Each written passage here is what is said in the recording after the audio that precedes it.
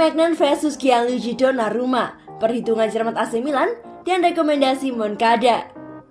Milan saat ini lebih strategis, perhitungan mereka sangat rinci mengenai kontrak, dan ketika akhirnya Donnarumma urung menandatangani kontrak, Mike Maignan didatangkan. Kembali ke Liga Champions sejak 2014, AC Milan kini membaik secara finansial.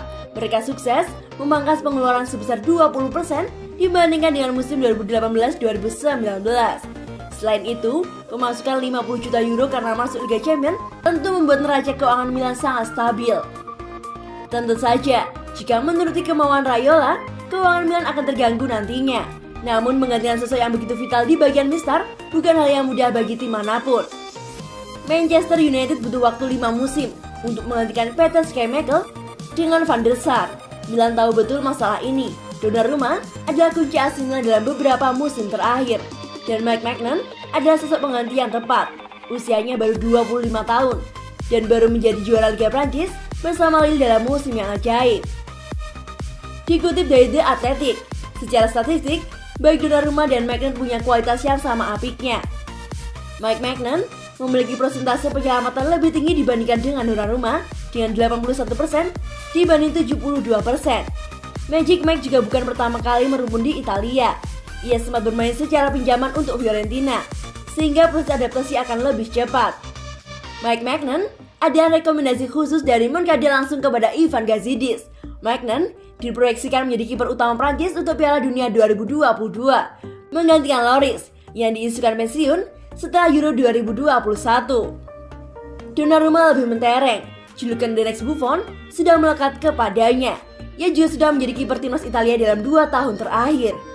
Ia juga sudah memberikan gelar juara Euro 2021 untuk Italia, sesuatu yang belum dimiliki oleh Maignan. Dikutip dari The Athletic, cara bermain keduanya juga mirip. Maignan dan Donnarumma bukan kiper dengan penyelamatan yang heroik, namun penempatan posisi dan pengaturan lini belakang adalah andalan keduanya. Keduanya juga jago dalam penalti. Jika Donnarumma mencatat 40% penyelamatan dari 12 pas, Maignan sedikit di bawahnya dengan 38%. Dan sejatinya, supporter AC Milan tidak perlu khawatir. Maignan tidak akan bermain di bawah bayangan Donnarumma. Ia akan menjadi kiper yang menjadi kunci AC Milan pada musim depan. Bagi Donnarumma yang kini bergabung dengan PSG, AC Milan tetaplah cinta pertamanya. Namun sekali lagi, Mino Raiola menghapus romantisme dengan realita. Oppo kini jadi sponsor resmi klub Serie A AC Milan. Pabrikan ponsel asal Cina, Oppo terus mengekspansi bisnisnya, terutama dalam menjalin kemitraan di industri olahraga. Setelah menjadi sponsor di turnamen tenis terpopuler di dunia, kini Oppo resmi menjadi mitra sponsor resmi klub Liga Italia yakni AC Milan. AC Milan dan Oppo Italia mengumumkan kemitraan baru yang menjadikan cabang Italia dari salah satu merek perangkat pintar terkemuka menjadi mitra seluler resmi baru Rossoneri. Kesepakatan ini tercapai sekaligus menjadi titik pertemuan untuk kedua keunggulan yang diakui secara global di bidangnya masing-masing dan selalu diproyeksikan untuk inovasi masa depan. Chief Revenue Officer AC Milan, Kasper, mengatakan kemitraan dengan Oppo akan menjadi AC Milan sebagai klub yang modern sekaligus inovatif di Italia. AC Milan adalah klub modern dan inovatif. Beberapa karakteristik yang kami miliki sejalan dengan visi Oppo. Oppo adalah merek yang dinamis dan terkenal secara global. Itulah mengapa kami bangga menyambut Oppo ke dalam keluarga Rossoneri. Dan kami yakin akan mampu menunjukkan nilai-nilai kami melalui inisiatif bersama. Kata Kasper di Milan sebagaimana dikutip laman resmi AC Milan, Selasa, 13 Juli 2021. Sejalan dengan hal itu, General Manager di Oppo Italia, Liming mengatakan, kemitraan dengan AC Milan akan meningkatkan keunggulan bisnis bagi kedua pihak. Selain itu, AC Milan sebagai klub besar sangat membantu menciptakan ekosistem pasar yang lebih luas, terutama pada fans klub Italia itu secara global. Kami senang menjadi mitra seluler resmi AC Milan, salah satu klub Italia dan internasional paling terkenal. Kombinasi sempurna antara orientasi, inovasi, dan meningkatkan keunggulan yang menyatukan merek kami akan memungkinkan kami menciptakan proyek yang unik dan menarik. Kolaborasi penting ini adalah kesempatan untuk menampilkan ekosistem kami yang kaya dan memperluas basis penggemar kami ke seluruh penggemar Rossoneri, ujar Liming. Acara kemitraan baru ini juga dihadiri oleh legenda AC Milan sekaligus wakil presiden kehormatan Franco Baresi dan duta merek Daniele Massaro.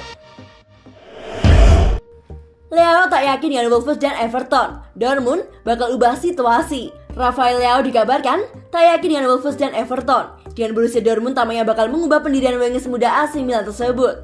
Masa depan Leao tampaknya tengah di ujung tanduk, dan ia ternyata memiliki cukup banyak peminat di luar Serie A dengan Rossoneri bersedia melepasnya.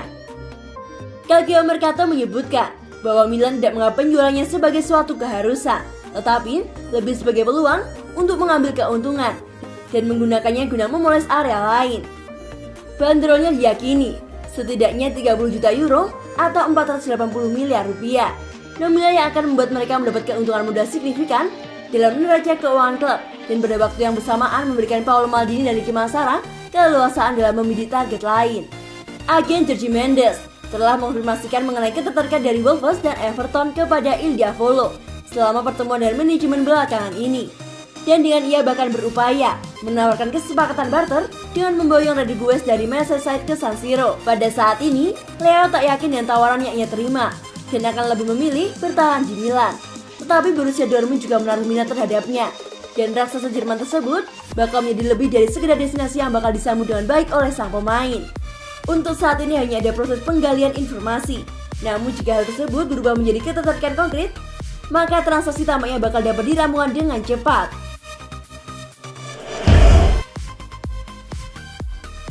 Dibuang Lampard, dipuji Maldini. Tomori hingga ke AC Milan sebagai bagian dari perjudian untuk mencari waktu bermain dan mengasah kemampuannya. Namun di mata Paolo Maldini, Fikayo Tomori bukan hanya layak diberikan jam terbang, pos bek tengah utama AC Milan kini disandangnya.